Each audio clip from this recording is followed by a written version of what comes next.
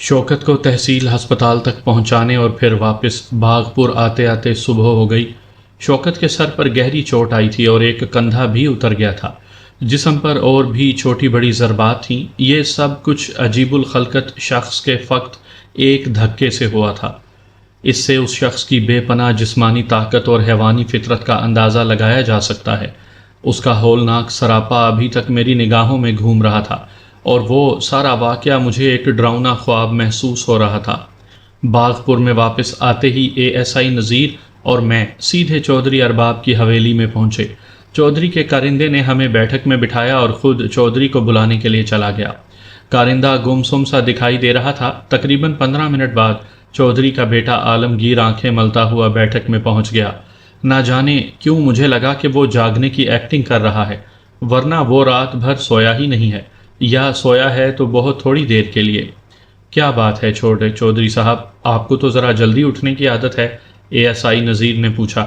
बस यूं ही रात को सोते सोते ज़रा देर हो गई, दावत थी ना, आलमगीर ने आम से लहजे में कहा। फिर मेरी तरफ तिरछी नज़रों से देखते हुए बोला, खैर है असलम साहब, आप सवेरे सवेरे कैसे आ गए? मैंने गंभीर लहजे में कहा। छोटे चौधरी, कल रात तुम्हारे साथ शिकारी राजी जान भी था। आलमगीर के चेहरे पर रंग सा आकर गुजर गया। उसने खुद को संभालते हुए पूछा, क्या हुआ है राजी जान को?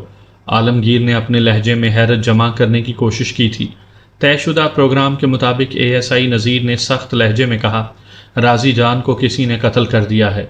आलमगीर ने एक बार फिर हैरान हो जाने की ज़बरदस्त अदाकारी की और होंठों पर ज़बान फेरते हुए बोला, ये कैसी बात कर रहे हो तुम?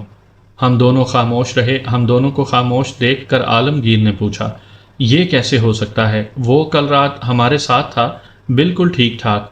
नज़ीर ने उसकी बात को यकसर नज़रअंदाज करते हुए कहा, छोटे चौधरी साहब, कल रात आप कहाँ थे? आलमगीर के माथे पर नागवारी की शिकन उभरी। वो ज़रा गर्दन अकड़ा कर बोला, मैंने कहाँ होना था, दावत के बाद हम सोने के लिए चले गए थे। और राजी जान? नज़ीर ने पूछा। राजी जान भी वापस चला गया था। अब्बा जी ने उसे कहा भी था कि अकेले न जाओ या फिर सुबह चले जाना, लेकिन वो नहीं माना। उसके पास राइफल थी, वैसे भी वो दलेर बंदा है। लेकिन क्या वो वाकई? उसने बात अधूरी छोड़ दी। मेरा जी चाहा इस मकरी और फरेबी के मुंह पर एक थप्पड़ रसीद करूं। कल रात मैंने और शौकत ने अपने कानों से खंडर में आलमगीर और राजी जान की आवाज़ें सुनी थीं। ऐसी सूरत हाल को देखकर अंदाज़ा होता है कि कभी कभी पुलिस मुजरिमों से मारपीट करने में हक बजानिब भी होती है। मुजरिम के ज़ाहिरी रवैये से कुछ भी अंदाज़ा लगाना नामुमकिन हो जाता है। अगर मैं कल रात के वाक़े का चश्मे-दीद गवाह ना होता तो यहाँ इस हवेली में इस आंखें मलते हुए चौधरी को देखकर कभी भी ना कहता कि वो जुर्म में पूरी तरह शरीक है। मैंने अपनी जैकेट की जेब में हाथ डालकर एक डब्बीदार मफलर निकाला और आलमगीर के सामने लहराते हुए कहा, छोटे चौधरी, मेरा ख्याल है कि ये तुम्हारा ही मफलर है। ये हमें राजी की लाश के पास से मिला है।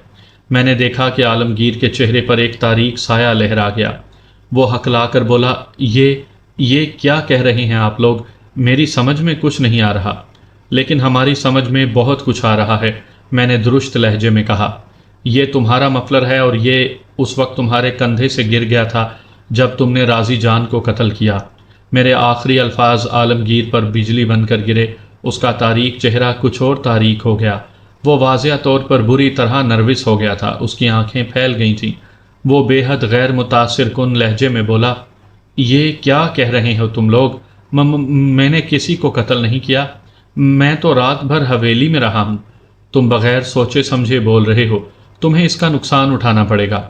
नज़ीर ने कहा, अगर तुम कल रात हवेली से बाहर नहीं गए और दावत के बाद सो गए थे तो फिर मफलर हवा में उड़कर स्कूल के खंडर में पहुंचा। ये मेरा मफलर नहीं है, आलमगीर ने हस्बे तवक्को जवाब दिया। मैंने कहा, तुम्हारा नहीं है तो फिर तुम अपना मफलर ला कर दिखा दो जो तुमने रात को गले में डाल रखा था। आलमगीर थूक निगल कर रह गया। वो अभी मेरे इस अहम तरीन सवाल का जवाब ढूंढ ही रहा था कि दरवाज़ा खुला और चौधरी अरबाब बड़े तुनतुने से अंदर दाखिल हुआ। वो हस्बे मामूल ऊंचे शिमले की पगड़ी सर पर रखे हुए था। बड़े चौधरी को अंदर दाखिल होते देखकर घबराया हुआ छोटा चौधरी कदरे पुरसकून नजर आने लगा। चौधरी अरबाब खासे मजबूत आसाब का शख्स लगता था। उसने बड़ी तसल्ली से सूरत हाल का जायज़ा लिया और सलाम दुआ के बाद सामने रखी बान की नशिस्त पर बैठ गया। یوں لگتا تھا کہ شاید وہ دروازے کے عقب سے ہماری گفتگو سنتا رہا ہے اور بیٹے کے حواس باختہ ہو جانے کا منظر بھی اس نے ملاحظہ کیا ہے۔ کیا مسئلہ ہو گیا ہے نذیر؟ اس نے اے ایس آئی نذیر کو یوں مخاطب کیا جیسے چھوٹے بچوں کو کیا جاتا ہے۔ میرے اشارے پر اے ایس آئی نذیر نے وہ ساری باتیں کہہ دی جو ابھی تھوڑی دیر پہلے عالمگیر کے سامنے کہی تھیں، اور یہ بھی بتا دیا کہ مفلر اس نے خود موقع واردات سے اٹھایا ہے۔ نذیر کی ساری بات تسلی سے سننے کے بعد چودھری ارباب نے بھاری بھرکم آواز میں کہا، لیکن مجھے یہ سب کچھ بتانے کے لیے انسپیکٹر شوکت خود کیوں نہیں آیا؟ تم دونوں کو کیوں بھیج دیا؟ انسپیکٹر صاحب گاؤں میں نہیں ہیں، وہ کسی کام سے گئے ہوئے ہیں، مجھے ٹھیک سے پتہ نہیں، نذیر نے گول مول جواب دیا۔ چودھری کے تاثرات سے اندازہ ہو رہا تھا کہ اسے نذیر کی بات پر یقین نہیں آیا۔ بہرحال اس نے اس بارے میں مزید بحث مناسب نہیں سمجھی۔ اس کی نگاہیں نذیر کے ہاتھ میں پکڑے ڈبی دار مفلر پر جمی تھیں۔ وہ مدبرانہ لہجے میں بولا، تو تم دونوں اس مفلر کی وجہ سے عالمگیر کو مجرم ٹھہرا رہے ہو؟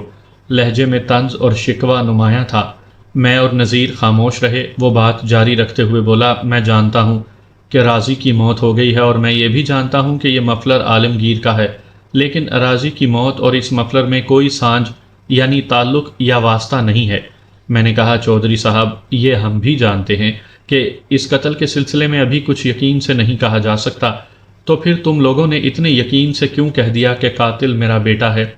صرف اس لیے کہ آپ ہمیں سچ بتائیں، کیونکہ آپ سچ جانتے ہیں۔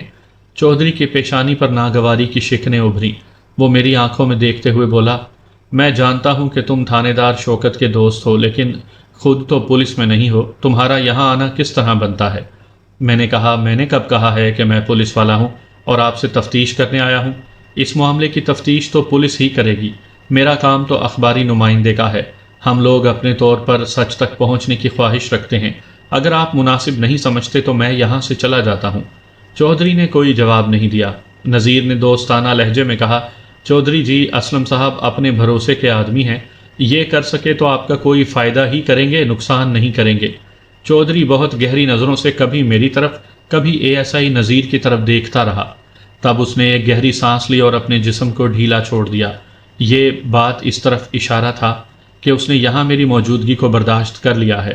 وہ جانتا تھا کہ راضی جان کا قتل ایک سنگین معاملہ ہے، اور وہ اس موقع پر مقامی ایس ایچ او سے کوئی اختلاف پیدا نہیں کرنا چاہتا تھا۔ اس نے اپنے بیٹے عالمگیر سے مخاطب ہوتے ہوئے کہا کہ عالم، دروازہ بند کر دو۔ قدرے گھبرایا ہوا عالم یعنی عالمگیر اپنی جگہ سے اٹھا اور اس نے دروازہ بھیڑ دیا۔ چودھری ارباب نے حقے کی طرف اشارہ کیا۔ عالمگیر نے حقہ باپ کے سامنے رکھ دیا اور نشست پر بیٹھ گیا۔ حقہ تازہ نہیں تھا لیکن ابھی جل رہا تھا۔ چودھری ارباب اضطراب کے عالم میں چھوٹے چھوٹے کش لینے لگا۔ اس کی آنکھوں میں سوچ کی گہری پرچھائیاں تھیں۔ آخر وہ ایک طویل سانس لے کر بولا، نذیر محمد، میں ابھی خود اپنا بندہ تھانے بھیجنے والا تھا۔ میری مرضی تھی کہ شوکت سے اس بارے میں کھل کر گل بات کر لوں۔ اچھا ہے کہ تم خود ہی آ گئے۔ اصل میں بات یہ ہے کہ ان لوگوں سے بے وقوفی ہو گئی ہے۔ میں نے ان سے کہا بھی تھا کہ یہ کام خطرناک ہے۔ آپ کن لوگوں کی بات کر رہے ہیں؟ میں نے پوچھا۔ میں تحصیلدار صاحب کے انگریز دوستوں کی بات کر رہا ہوں۔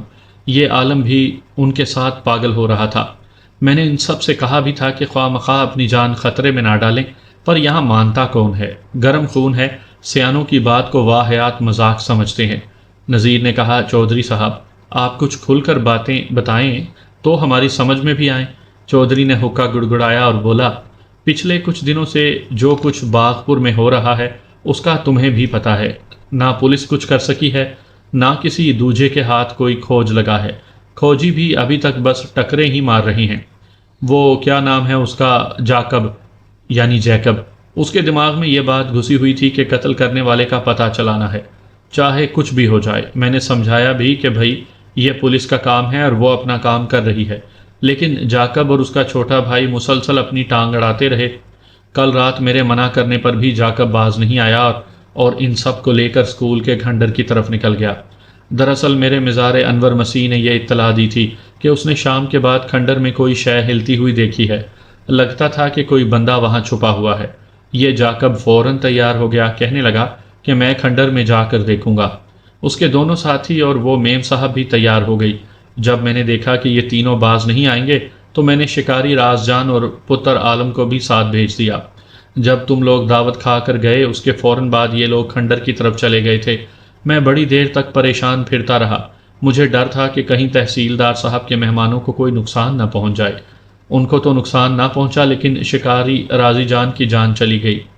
میں نے کہا چودھری صاحب اگر آپ یہ باتیں کل رات انسپکٹر شوکت کو بتاتے تو شاید راضی کی جان بچ جاتی، لیکن آپ نے ایسا نہیں کیا۔ بہرحال اب اس بات کو دہرانے سے کوئی فائدہ نہیں۔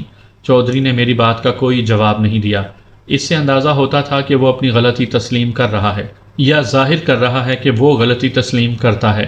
اس نے کچ لیتے ہوئے کہا تمہاری بات اپنی جگہ ٹھیک ہے ایڈیٹر صاحب، لیکن مسئلہ یہ تھا کہ وہ بے وقوف جاکب اس سارے کام کا سہرا اپنے سر باندھنا چاہتا تھا۔ اس کا خیال تھا کہ وہ قاتل کو پکڑ کر تھانے میں پیش کرے گا اور یوں ایک بڑا کارنامہ انجام دے گا۔ بس ان انگریزوں کی سوچ وکھرے ٹائپ کی ہوتی ہے، ہر وقت کوئی نہ کوئی تمغہ اپنی چھاتی پر لگانے کی فکر میں رہتے ہیں، چاہے اس تمغے کے چکر میں چھاتی ہی باقی نہ رہے، الٹے سے الٹے کام کو بھی شغل کے طور پر لیتے ہیں۔ میں نے کہا اگر یہ شغل بھی ہے تو پھر اس شغل کی وجہ سے جو جان گئی ہے اس کی ذمہ داری کس پر ہوگی؟ ذمہ داری اسی پر ہوگی جس نے جان لی ہے، اور اس سے پہلے بھی تو 2 جانیں لے چکا ہے۔ وہ جو بھی ہے بڑا بے رحم خونی ہے، وہ جتنی جلدی پکڑا جائے اتنا ہی سب کے لیے اچھا ہے۔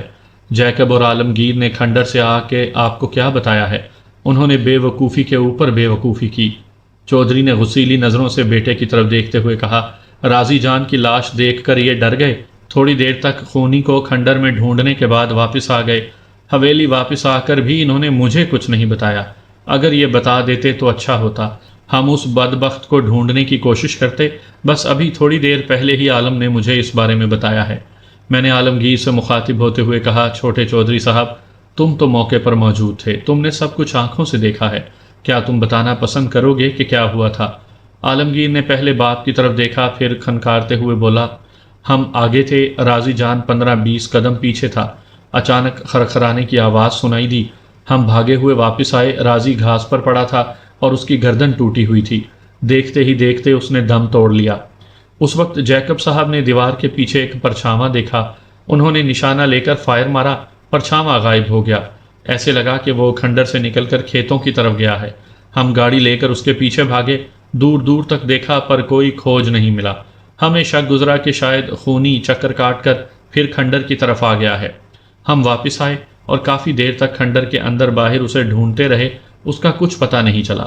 بہرحال ایک بات تو کھل کر سامنے آ گئی، وہ جو کوئی بھی ہے جیتا جاگتا بندہ ہے، کوئی جن بھوت یا ہوائی شے نہیں ہے۔ ابا جی نے ٹھیک ہی کہا ہے، وہ جتنی جلدی پکڑا جائے ہم سب کے لیے بہتر ہے۔ صاف پتہ چلتا ہے کہ وہ بغیر کسی وجہ کے قتل کر رہا ہے، جو بھی اس کے زد میں آتا ہے وہ اسے مار دیتا ہے۔ ہو سکتا ہے کہ وہ پاگل خانے سے بھاگا ہوا کوئی مریض ہو یا پھر کوئی جنونی جس کو قتل کرنے کا چسکا لگ گیا ہو۔ اس کا مطلب ہے کہ تم اس کی شکل و صورت دیکھنے میں کامیاب نہیں ہوئے؟ میں نے پوچھا۔ عالمگیر نے نفی میں سر ہلایا۔ نہیں اسلم صاحب، بس اتنا پتہ چل رہا تھا کہ وہ کوئی لمبے قد کا بندہ نہیں ہے، جسم چوڑا چکلا ہے اور وہ کافی پھرتیلا بھی لگتا ہے۔ میری نگاہوں میں قاتل کا سراپا گھومنے لگا، جسم میں جھرجھری سی اٹھی۔ جو کچھ میں دیکھ چکا تھا وہ ناقابل یقین تھا، میں نے ابھی تک اس کا ذکر کسی سے بھی نہیں کیا تھا۔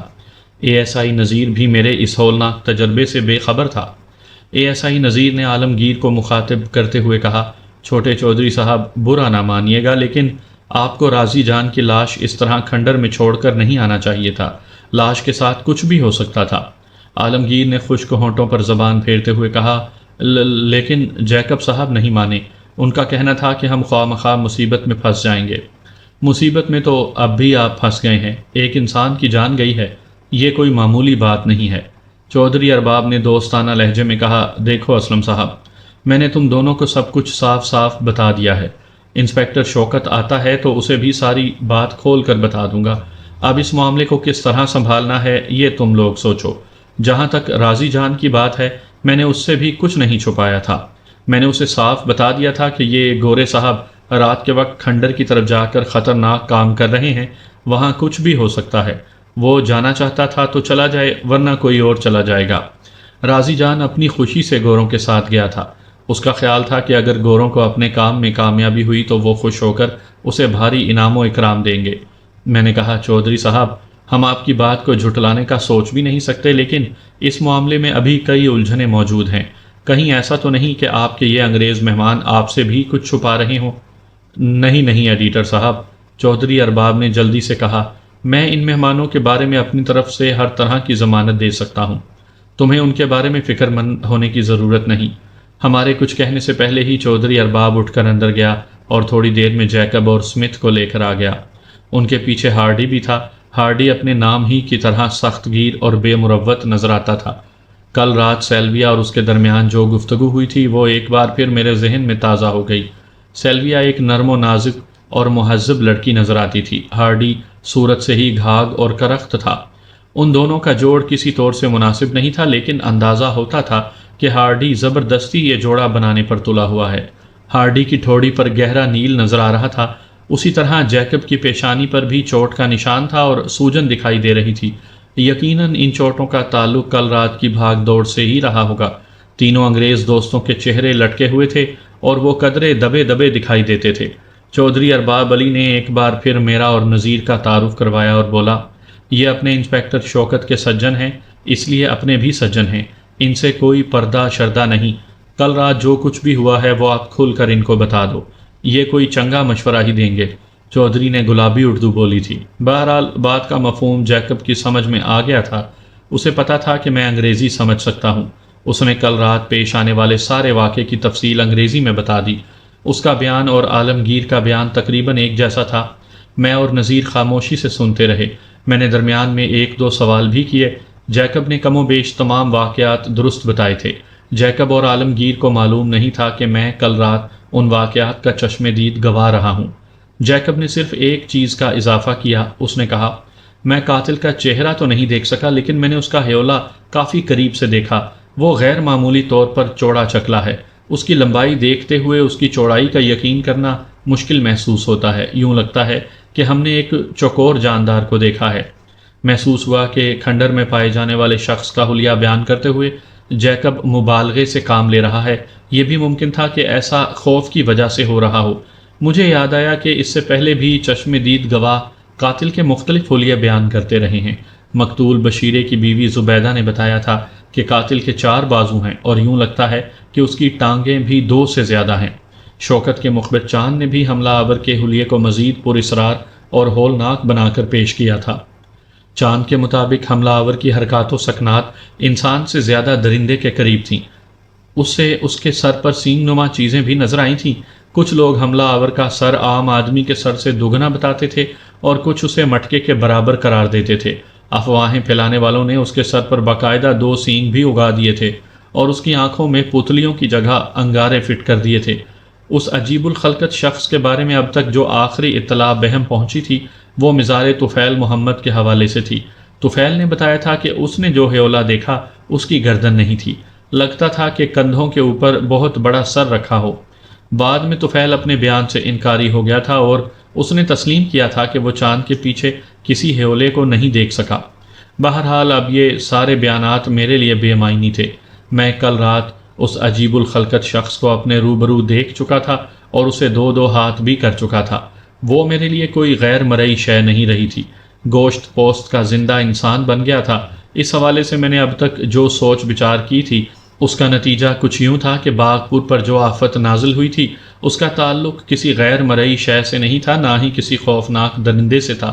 یہ ایک انسان تھا۔ آج سے 10، 15 یا 20 سال قبل کسی عورت نے ایک عجیب الخلقت بچے کو جنم دیا تھا۔ ایسے بچے یا تو پیدائش کے چند گھنٹے بعد جاں بحق ہو جاتے ہیں یا انہیں تلف کر دیا جاتا ہے۔ گھروں میں دائیاں یہ کام کرتی ہیں اور ہسپتالوں میں بعض اوقات یہی کام طبی عملہ کر گزرتا ہے، لیکن کبھی کبھی ایسا نہیں بھی ہوتا۔ یہ عجیب الوضع بچے زندہ رہتے ہیں، یہ بھی ایک ایسا ہی بچہ تھا۔ اس نے جنم لیا تھا اور اپنے تمام تر انوکھے پن کے ساتھ زندہ رہا تھا۔ شاید والدین کی محبت اس کی زندگی کا جواز بن گئی تھی۔ جو کچھ بھی ہوا تھا اور جیسے بھی ہوا تھا، بہرحال ایک حقیقت اب واضح تھی۔ ماضی کا وہ کریہ المنظر بچہ اب ایک نہایت طاقتور اور خطرناک شخص کا روپ دھار چکا تھا۔ یہاں باغپور میں اس کے ہاتھوں کئی افراد اپنی جان گنوا چکے تھے، کئی زخمی بھی ہوئے تھے۔ میرا یار شوکت بھی ان میں شامل تھا۔ جیکب کی آواز نے مجھے چونکا دیا۔ وہ کہہ رہا تھا، کل رات سے میرا دماغ گھوم رہا ہے، مجھے لگتا ہے کہ میں نے جاگتی آنکھوں سے ایک ڈراؤنا خواب دیکھا ہے۔ یہ اسمتھ بھی واپس لوٹ جانے کو کہہ رہا ہے۔ اس کا خیال ہے وہی ہے جو یہاں کے گاؤں کے دوسرے لوگوں کا ہے۔ یہ کیتھولک ہے، آسیب اور ارباب وغیرہ پر پختہ یقین رکھتا ہے۔ اس کا کہنا ہے کہ کھنڈر میں آسیب ہے۔ ہم نے کھنڈر میں گھس کر صورتحال مزید ابتر کر دی ہے۔ اب مزید خون خرابہ ہو سکتا ہے۔ اور تمہارا اپنا کیا خیال ہے جیکب؟ میں نے براہ راست اس کی آنکھوں میں جھانکتے ہوئے کہا۔ کیا مطلب؟ جیکب کے ماتھے پر شکن ابھری۔ پتہ نہیں کیوں مجھے اس سفید چمڑی والے پر غصہ آنے لگا تھا۔ میں نے ٹھہرے ہوئے لہجے میں کہا، مسٹر جیکب، تم تحصیلدار صاحب کے مہمان ہو، اس لیے میرے لیے بھی قابل عزت ہو، لیکن اس کا مطلب یہ نہیں کہ تم یہاں اپنی من مانیاں کرو۔ شاید تم یہ سمجھتے ہو کہ مقامی لوگ عقل سے بالکل فارغ ہیں۔ تو تم کہنا کیا چاہتے ہو؟ جیکب نے کہا۔ رات والے واقعے کے بعد وہ کافی دبا دبا نظر آتا تھا۔ ظاہر ہے کہ راضی کا قتل کوئی معمولی واقعہ نہیں تھا۔ میں نے کہا، گستاخی کے لیے معذرت چاہتا ہوں مسٹر جیکب، لیکن کل رات دعوت کے موقع پر بھی تم مجھے اور انسپیکٹر کو یہی سمجھانے کی کوشش کر رہے تھے کہ قتل کی وارداتوں کا یہ سارا معاملہ پر اسرار اور آسے بھی ہے۔ اس معاملے کی چھان پھٹک کرنے سے جان کا خطرہ لاحق ہو سکتا ہے۔ مجھے اس وقت یہی محسوس ہوا تھا کہ ہم تمہاری نظر میں نادان بچوں کی طرح ہیں اور تم ہمیں ڈرانے کی کوشش کر رہے ہو۔ گستاخی معاف، ٹھیک ہے کہ آپ لوگ زیادہ تعلیم یافتہ اور ماڈرن ہیں، لیکن یہاں بھی سارے لوگ نکمے اور جاہل نہیں ہیں۔ حقیقت اور وہم میں تمیز کرنے والے ہمارے اندر بھی پائے جاتے ہیں، اور ان میں سے کچھ کو آپ لوگوں کی طرح بال کی کھال اتارنا بھی آتی ہے۔ تم خواہ مخواہ جذباتی ہو رہے ہو مسٹر اسلم۔ سچی بات یہ ہے کہ فی الحال ہم میں سے کوئی بھی یقین کے ساتھ کچھ نہیں کہہ سکتا کہ حملہ آور کون ہے۔ ابھی تک اسے کسی نے نہیں دیکھا، جنہوں نے دیکھا ہے وہ مر چکے ہیں۔ میں نے گہری سانس لیتے ہوئے کہا، میں نے اسے دیکھا ہے۔ کیا مطلب؟ جیکب اور ہارڈی نے ایک ساتھ کہا۔ دونوں کا منہ کھلا رہ گیا۔ ہاں، میں نے اسے دیکھ لیا ہے۔ کل رات کھنڈر میں مجھ سے اور شوکت سے اس کی ملاقات ہوئی ہے۔ اسی ملاقات کے نتیجے میں شوکت یہاں موجود نہیں ہے۔ وہ زخمی ہو کر تحصیل ہسپتال میں پڑا ہے۔ میں یہ باتیں اردو میں کر رہا تھا تاکہ انگریزوں کے ساتھ ساتھ چودھری ارباب اور عالمگیر بھی سمجھ سکیں۔ چودھری ارباب کے چہرے پر شدید حیرت نظر آنے لگی تھی۔ اس نے کہا، کیا ہوا ہے شوکت کے ساتھ؟ تم مجھے کھل کر بتاتے کیوں نہیں ہو؟ میں نے کل رات پیش آنے والے واقعے میں سے چیدہ چیدہ باتیں چودھری ارباب کو بتائیں۔ چودھری یہ جان کر حیران رہ گیا کہ میں نے کھنڈر میں پائے جانے والی اس مخلوق سے دو ہاتھ کیے ہیں اور اسے بالکل قریب سے دیکھا ہے۔ تینوں انگریز بھی اس حیرت میں برابر کے شریک تھے۔ وہ مجھ سے بار بار حملہ آور کا حلیہ پوچھ رہے تھے اور اس بارے میں زیادہ سے زیادہ تفصیل جاننا چاہتے تھے۔ میں جو کچھ بتا رہا تھا وہ محمد نذیر کے لیے بھی انکشاف انگیز تھا۔ اسے ابھی تک یہ معلوم نہیں تھا کہ رات اسکول کے کھنڈر میں کیا ہوا ہے اور انسپیکٹر شوکت کہاں اور کس حال میں ہے۔ چند روز پہلے جب بشیرے کی بیوی زبیدہ نے حملہ آور کا حلیہ بیان کیا تھا تو بہت کم لوگوں نے اس کی باتوں پر یقین کیا تھا، لیکن پھر یکے بعد دیگرے کئی افراد کی زبان سے اس سے ملتی جلتی باتیں ہی نکلی تھیں، اور اب میں خود بھی حملہ آور کے حلیے کا چشم دید گواہ بن گیا تھا۔ میری بات ختم ہوئی تو بیٹھک میں گمبھیر سناٹا طاری تھا۔ یوں لگتا تھا کہ ہر کوئی اپنی اپنی جگہ کچھ سوچ رہا ہے۔ اس وقت اتفاقاً میری نگاہ اندر کی بالکنی کی طرف چلی گئی۔ ایک پردے کی اوٹ میں مجھے سیلویا کھڑی نظر آئی۔ اس کے شہد رنگ کے بال شانوں پر بکھرے تھے، ایک ریشمی گاؤن اس کے کندھوں پر تھا۔ گاؤن کے نیچے اس نے شب خوابی کا لباس پہن رکھا تھا۔ اپنے جسم پر میری نگاہوں کی تپش محسوس کر کے اس نے گاؤن کو درست کیا اور ہولے سے مسکرا کر پیچھے ہٹ گئی۔ اس کی ادا میں لگاوٹ کے عنصر کو میں نے واضح طور پر محسوس کیا۔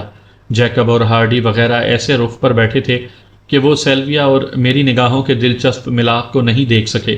جیکب نے دبے دبے انداز میں کہا، مسٹر اسلم، آپ کی باتوں سے اندازہ ہوتا ہے کہ کھنڈر سے راضی جان کی لاش آپ دونوں نے ہی دریافت کی ہے۔ میں نے اس بات کا جواب اثبات میں دیا۔ جیکب نے اپنی بڑی بڑی آنکھیں استجاب کے عالم میں گھمائیں۔ تم نے دیکھا ہی ہوگا راضی کی گردن کس بری طرح ٹوٹی ہے۔ یہ سارا کچھ 1-2 سیکنڈ کے اندر ہوا تھا۔ کیا یہ واقعی کسی عام انسان کا کام ہے؟ میں نے ٹھوس لہجے میں کہا، مسٹر جیکب، تم اس معاملے کو جو رنگ بھی دو مگر میرے لیے قاتل ایک انسان ہی ہے۔ زیادہ سے زیادہ تم اسے جنونی قاتل کہہ سکتے ہو۔ وہ عجیب الخلقت ہے لیکن انسان ہے۔ باقی جو کچھ اس کے بارے میں کہا جا رہا ہے وہ صرف افواہوں کے زمرے میں آتا ہے۔ اس کی 4 ٹانگیں نہیں، نہ اس کی آنکھوں سے شعاعیں نکلتی ہیں، نہ گردن غائب ہے، یہ سب سینہ گزٹ ہے۔ جیکب بولا، یہ تو میں بھی کہتا ہوں کہ لوگ جذباتی ہو رہے ہیں اور جذباتی ہو کر الٹی سیدھی بھی ہانک رہے ہیں۔ بلا سوچے سمجھے میرے خیال میں تم نے بھی جذباتی پن کا مظاہرہ کیا ہے۔ میں نے بے رخی سے کہا، تم ساتھیوں سمیت کھنڈر میں گھس گئے اور ایک مقامی کو موت کے منہ میں دھکیل دیا۔ یہی نہیں ہوا، تم اس کی لاش بھی وہیں چھوڑ آئے۔ میری سمجھ میں نہیں آتا کہ اسے تمہاری کم ہمتی کہا جائے یا یہ تمہاری کوئی پلاننگ تھی۔ بہرحال دونوں صورتوں میں تم ذمہ دار ہو اور قانون کی زد میں بھی آ سکتے ہو۔ اے ایس آئی نذیر نے ہولے سے سر ہلا کر میری بات کی تائید کی۔ کل رات دعوت میں فر فر بولنے والے ہارڈی اور اسمتھ بھی اکثر خاموش تھے۔ وہ جانتے تھے کہ وہ ایک بڑے چکر میں پھنس گئے ہیں۔ کچھ دیر تک کمرے میں گہرا سکوت رہا۔ میں محسوس کر رہا تھا کہ سیلویا کہیں آس پاس ہی موجود ہے اور ہماری باتیں سن رہی ہے۔ تھوڑی دیر بعد چودھری ارباب نے کھنکار کر گلا صاف کیا اور خاموشی کو توڑتے ہوئے بولا، باؤ اسلم، جو کچھ بھی ہو گیا اب اسے دہرانے سے کوئی فائدہ نہیں۔ ہمارے سوچنے کی بات اس وقت یہ ہے کہ باغ پور اور آس پاس کا علاقہ اس خونی کی زد میں ہے۔ وہ بچوں، بوڑھوں، عورتوں سب کے لیے خطرہ بنا ہوا ہے۔ وہ کون ہے، کہاں سے آیا ہے، اس کے 4 ہاتھ ہیں یا 5، یہ سب باتیں بعد میں سوچی جا سکتی ہیں۔ فوری طور پر ضرورت اس بات کی ہے کہ اس خونی کو زندہ یا مردہ پکڑا جائے۔ عالمگیر اب کافی حد تک سنبھل چکا تھا۔ اس نے گفتگو میں حصہ لیتے ہوئے کہا، اب ہمیں اور انتظار نہیں کرنا چاہیے۔ وہ خبیث بے رحمی سے لوگوں کو مار رہا ہے۔ لوگ پہلے ہی بڑا ڈرے ہوئے ہیں۔ کل رات ہونے والے قتل کی خبر جب پھیلے گی تو لوگ اور بھی ڈر جائیں گے۔ ہو سکتا ہے کہ وہ اپنے گھر چھوڑنا شروع کر دیں۔ اس سے پہلے کہ یہ خوف آس پاس کے دیہات میں بھی پھیل جائے اور افراتفری مچے، ہمیں اس خونی کو ڈھونڈ لینا چاہیے۔ میں نے کہا، افراتفری سے زیادہ ہمیں انسانی جانوں کے بارے میں سوچنا چاہیے۔ 3 ہلاکتیں ہو چکی ہیں، 4تھی ہو گئی تو کوہرام مچ جائے گا۔ چودھری ارباب نے مفاہمانہ انداز میں کہا، تم بالکل ٹھیک کہتے ہو باؤ اسلم۔ پھر وہ اے ایس آئی نذیر سے مخاطب ہو کر بولا، نذیر تمہاری رائے کیا ہے کہ اب ہمیں کیا کرنا چاہیے؟ نذیر نے وہی جواب دیا جو میں چاہتا تھا۔ وہ بولا، چودھری صاحب، میں گورنمنٹ کا ملازم ہوں، میری بات کا برا نہ مانیے گا، لیکن ایک بات بالکل صاف ہے، جب تک آپ اس سارے معاملے کے بارے میں کھل کر نہیں بتائیں گے، میری مدد سے آپ کو کوئی فائدہ نہیں پہنچے گا۔ چودھری ارباب نے کہا، کھل کر بتانے سے تمہارا کیا مطلب ہے؟ کیا تم سمجھتے ہو کہ ہم کچھ چھپا رہے ہیں؟ ہمارے کہنے سے کیا ہوگا، لیکن حالات یہی کہتے ہیں۔ نذیر کے بجائے میں نے جواب دیا۔ میرا یہ جواب پنجابی میں تھا۔ میں نے بات جاری رکھتے ہوئے کہا، میں یہ سمجھتا ہوں چودھری صاحب کہ آپ کے یہ گورے مہمان کچھ نہ کچھ چھپا رہے ہیں۔ لگتا ہے کہ یہاں آنے سے ان کا کوئی خاص مقصد ہے۔ عین ممکن ہے کہ یہ لوگ پہلے سے اس شخص کے تعاقب میں ہوں جو یہاں حملے کر رہا ہے۔ یہ حملے انہی دنوں میں شروع ہوئے ہیں جن دنوں میں یہ لوگ یہاں آئے ہیں۔ جس روز سوگنا قتل ہوئی اس سے اگلے روز میں نے ان 4 گوروں کو رات کے وقت کھیتوں میں دیکھا تھا۔ تمہارا بیٹا بھی ان کے ساتھ تھا۔ یہ لوگ وہاں کچھ تلاش کر رہے تھے۔ میرا اندازہ ہے کہ یہ اس وقت بھی حملہ آور کے پیچھے ہی تھے۔ اگر ایسا تھا تو پھر انہوں نے یہ بات ہم سے کیوں چھپائی؟ انہوں نے بعد میں بھی کسی کو بھنک نہیں پڑنے دی کہ یہ یہاں شکار نہیں کر رہے بلکہ اس بندے کا کھوج لگا رہے ہیں جو گھات لگا کر حملے کر رہا ہے۔